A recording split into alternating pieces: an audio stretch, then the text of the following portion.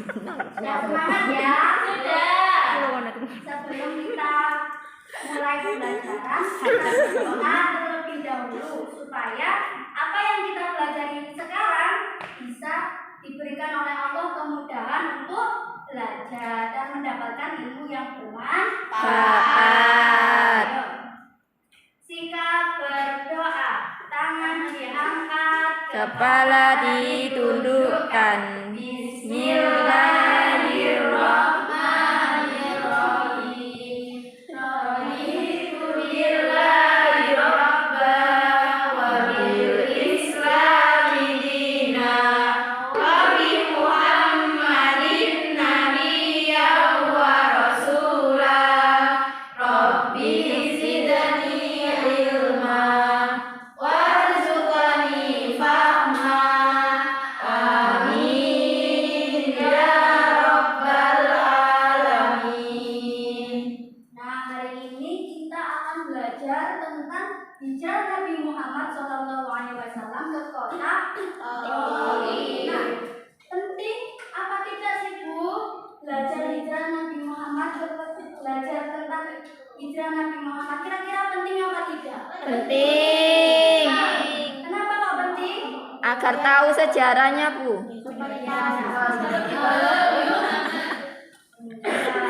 Sebelum kita pelajaran, guru mau tanya, kira-kira di sini anak-anak punya idola apa tidak? Punya. Siapa kira-kira idolanya? Nabi Muhammad. Drama Korea, Bu. BTS, Bu. Yang benar. Jika kita mengidolakan Nabi Muhammad, berarti kita harus kepo, harus penasaran, harus perhatian tentang kehidupan Nabi Muhammad, tentang silsilah Nabi Muhammad, tentang kisah-kisah Nabi Muhammad, terus perilaku Nabi Muhammad, dan kita selalu meniru perilaku Nabi Muhammad yang baik. Nah, untuk itu pembelajaran hari ini kita belajar itu kita telah membuktikan bahwa kita itu mencintai Nabi Muhammad. Hijrah itu apa, anak-anak? Pergi. Iya. Berpindah tempat. Berpindah.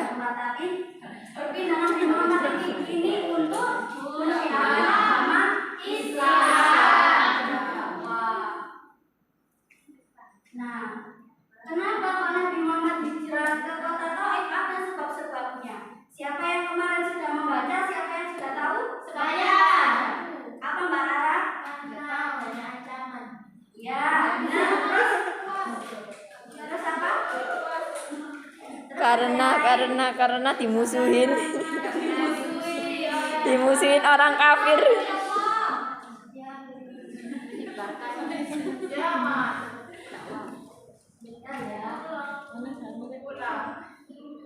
Ditinggal oleh seseorang yang sangat dicintainya, yaitu istrinya. Siapa namanya? Khadijah. Dan pamannya siapa pamannya? Abu Thalib. Nah, Nabi Muhammad ini ditinggal oleh seseorang yang sangat dicintainya. Dua orang ini sangat berperan dalam kehidupan Rasulullah. Siti Khadijah itu selalu menemaninya ketika di saat susah dan senang, dan Abu Thalib ini selalu membelanya dan melindunginya dari kaum kafir Quraisy. Nah, yang kedua itu kekejaman kaum kafir Quraisy ini semakin menjadi-jadinya. Setelah ditinggal oleh istrinya dan pamannya, itu Nabi Muhammad diperlakukan oleh kaum kafir Quraisy itu dan kaum muslimin, Nabi Muhammad dan kaum muslimin diperlakukan kaum kafir Quraisy itu dianiaya, diancam, dihalang-halangi ketika berdakwah, karena kaum kafir Quraisy itu beranggapan bahwa Nabi Muhammad tidak lagi memiliki pelindung. Nah, sebab yang ketiga yaitu berdakwah dan ingin mendapatkan perlindungan dari kerabat di kota Taif. Nah, Nabi Muhammad ini ingin mencari ketenangan, ingin mencari perlindungan untuk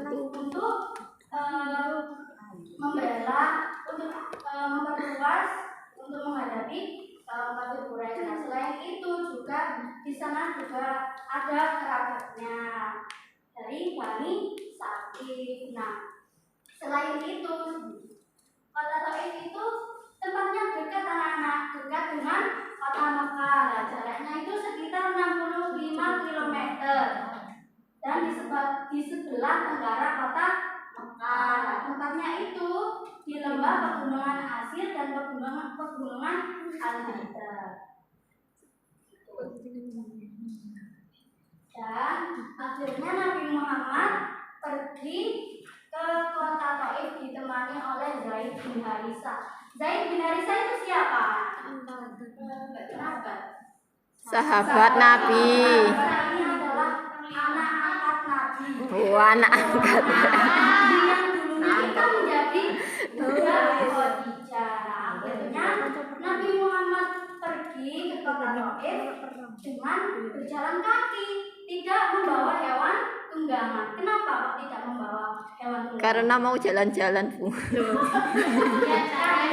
Agar tidak diketahui, tidak dicurigai oleh kaum kafir Quraisy. Nah, setelah tiba di kota Taif, Nabi Muhammad itu menemui pemimpinnya terlebih dahulu. Soalnya Nabi Muhammad ini seorang tamu, seorang pendatang, makanya meminta izin untuk bermukim di sana.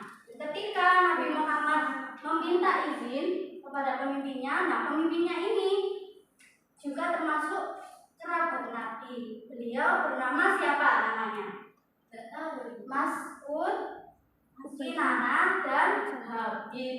Nah, setelah berbincang-bincang, Nabi Muhammad menjelaskan maksud beliau ke kota Taif dan sembari menyisipkan berdakwah Islam.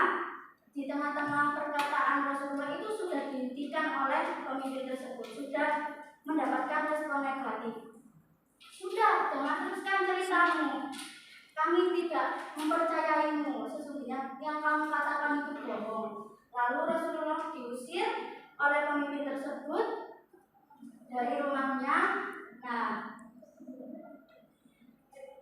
setelah itu selama beberapa hari, selama 10 hari, Nabi Muhammad itu bermukim di kota Taif. Nabi Muhammad berusaha mendekati penduduk Taif untuk barangkali ada yang mau menerima dakwah beliau. Nah, ternyata sifatnya tidak jauh berbeda dengan pemimpinnya. Ternyata malah lebih kejam dari pemimpinnya. Mereka tidak mau menerima dakwah Nabi Muhammad. Nah, ketika itu Nabi Muhammad diusir oleh penduduk Taif. Sudah pergilah dari negeri kami. Kami tidak mau mengikuti ajaranmu. Nah, ketika itu Nabi Muhammad bersiap-siap untuk kembali ke kota Mekah.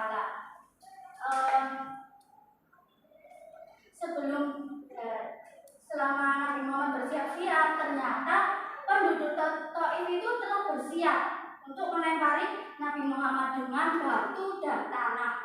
Nah, dilempari Nabi Muhammad dan Nabi Muhammad akhirnya lari dengan Zaid bin Harisa itu. Nah,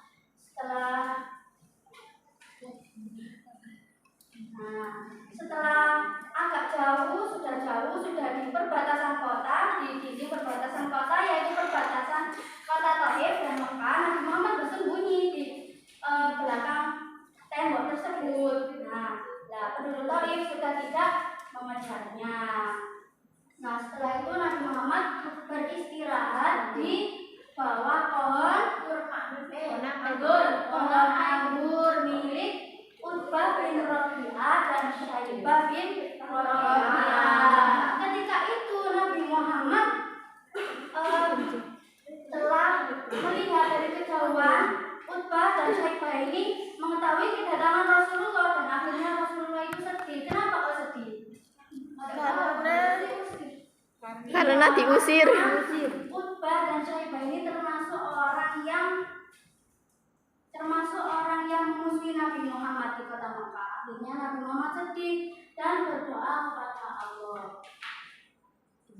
Berdoanya begini, ya Allah, hanya kepada Engkau hamba mengadu. Hamba tidak sama sekali bermaksud untuk mengeluh. Hamba tidak peduli dengan perlakuan manusia. menerima semua itu.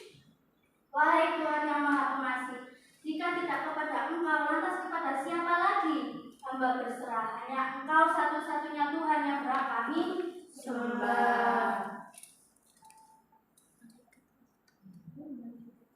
Nah, setelah berdoa, Utbah dan Syaibah itu melihat dari kejauhan kasihan terhadap Nabi Muhammad dan Zaid karena terluka parah dan bajunya itu berlumuran darah. Akhirnya Utbah dan Syaibah mengutus budaknya yang bernama siapa?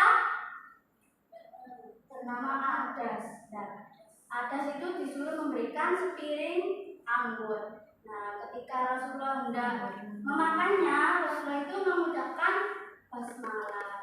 Nah, Adas pun terkejut karena tidak pernah mendengarnya.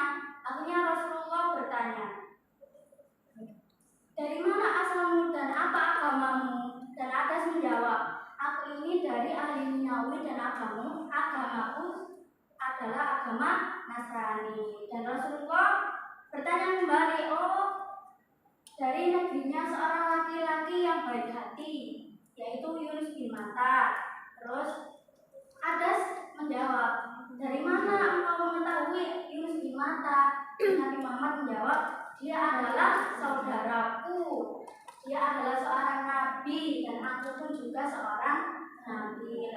Rasulullah kemudian membacakan surat yang menceritakan tentang Nabi Yunus. Akhirnya Adas pun luluh hatinya dan menyatakan untuk masuk agama Islam. Nah, setelah itu Rasulullah melanjutkan perjalanannya untuk kembali ke kota Makkah. Di tengah-tengah perjalanan Rasulullah itu bertemu dengan dua malaikat, yaitu malaikat Jibril dan malaikat penjaga gunung yang ada di kota Taif.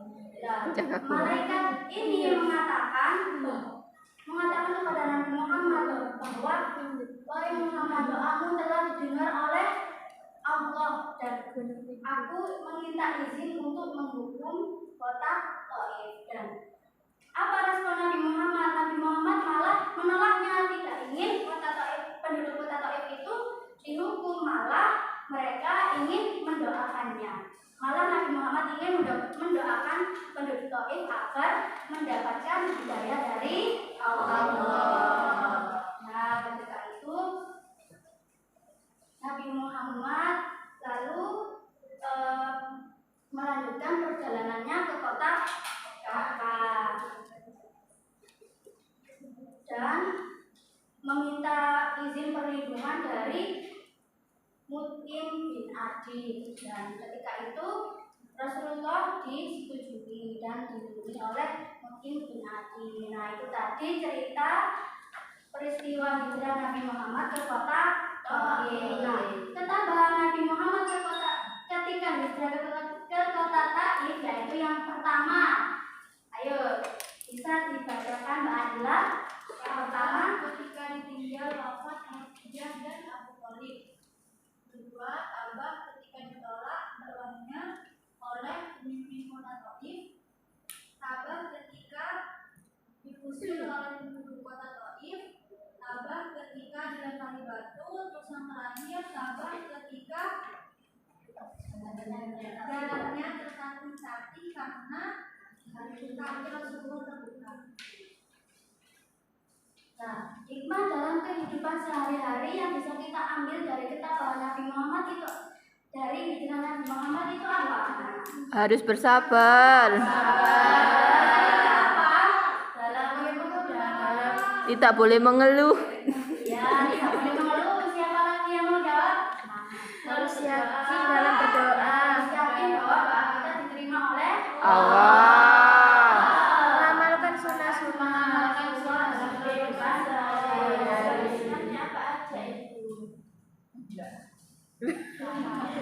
Nah, di sini ada yang memiliki pertanyaan dari penjelasan ibu tadi. Tidak ada. Kalau tidak ada, nah,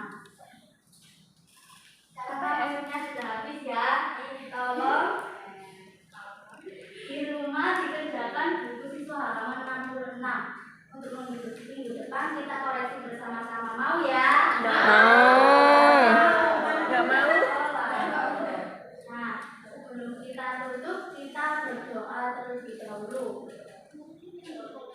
baca hamdalah 3 kali. Alhamdulillahi Rabbil Alamin. Alhamdulillahi Rabbil Alamin.